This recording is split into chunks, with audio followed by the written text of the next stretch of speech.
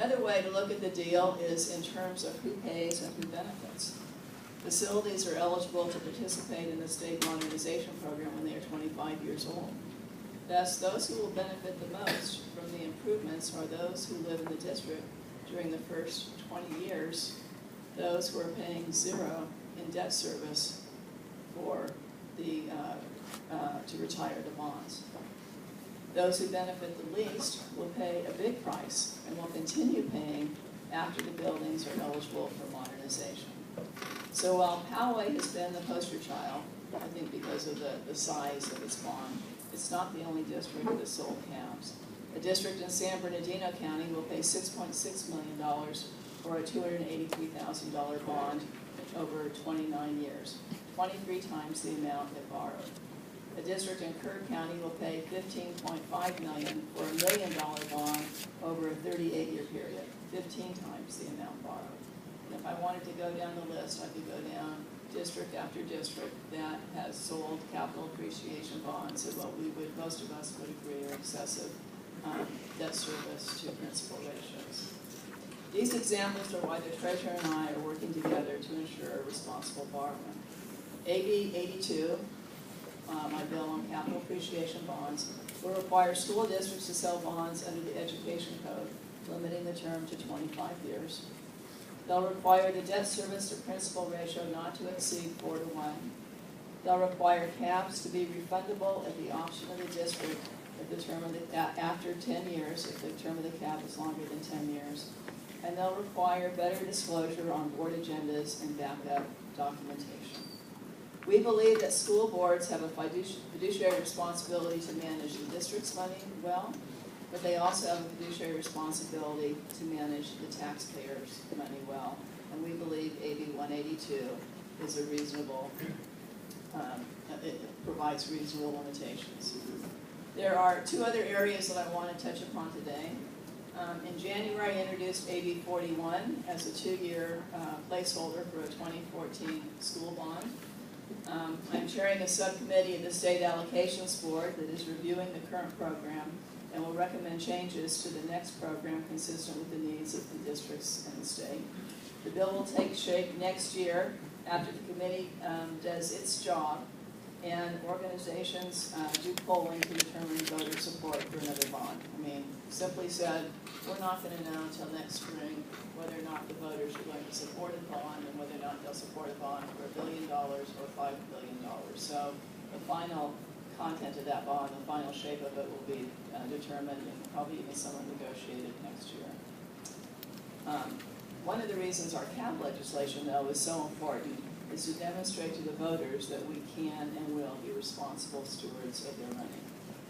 And I say this very seriously because you can only imagine what's going to happen if people want to oppose this bond and say, yes, but look at this district that has a debt service to principal ratio of 10-to-1 or 20-to-1 or 23-to-1. It's just not, it's not conducive to getting voters to vote for a bond.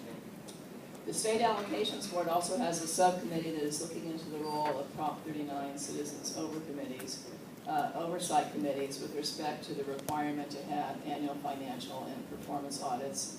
Bill can talk to you about that later because he's intimately involved in it. But as you know, if a district participates in the state program and sells a Prop 39 bond, it has to have a bond oversight committee. That's the origins of this organization. And it has to do an annual financial audit and an annual performance audit. The problem is that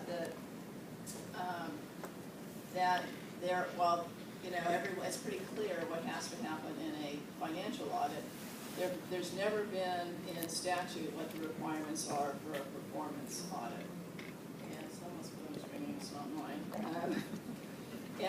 And the problem, the additional problem is that the state does audit school programs, but the final audit often occurs years after a project is complete, and it's not uncommon for an audit to result in findings that may impact the state's share of funding. So, the state ends up clawing back funds that it's given to the school. The school district has already spent the funds to build or modernize a facility. So let me give you an example of that. You know, if the district's required to have a labor compliance program and fails to do so, the state in its audit, and again it could be 5 years after the project is completed, if it discovers this, it's going to ask for the funds to be returned. The problem is that district may have already spent all the money from it's paid for the building, it may have spent all the money from its facilities program, and it doesn't have the money to return to the state. Now, the only place it can take the money is from its general fund. So we've asked the subcommittee that's working on this whether we should expand and define the requirements of a Prop 39 audits, particularly the performance audit, to include a review of state requirements. So, for example, in this, when I do the example of the labor compliance, the district would know right up the first year that its labor compliance program didn't comply with statute, and it would be able to correct the problem immediately instead of waiting years down the road and getting the big surprise from OPSC. So, when I served on the school board, I was liaison to our Prop 39 Oversight Committee, so I've known what most of you, or many of you do. We met once a month, and the members took their jobs very seriously. They participated on school site planning committees, reviewed project and financial status reports for each project and the program as a whole, and developed a deep understanding of school construction and financing. So for those of you who are lay people and serve on these boards, I want to say thank you, because I think your jobs are critically important to the successful school facilities programs in our districts throughout the state. With your service comes tremendous responsibility. And the interest of bond underwriters, I know there are some bond folks here, are not always aligned with school districts. The firm that underwrote the Poway bonds made money, even if the taxpayers did not get a good deal. You know, for those of you who have ever invested in the stock market, you know the brokers make money when you buy stock, they make money when you sell stock. It doesn't matter if you sell stock at a profit or loss, they still make money. Last year I saw a proposed deal for sale of bond anticipation notes. The proposal was to sell 5-year bands and then pay for the bands with capital appreciation bonds.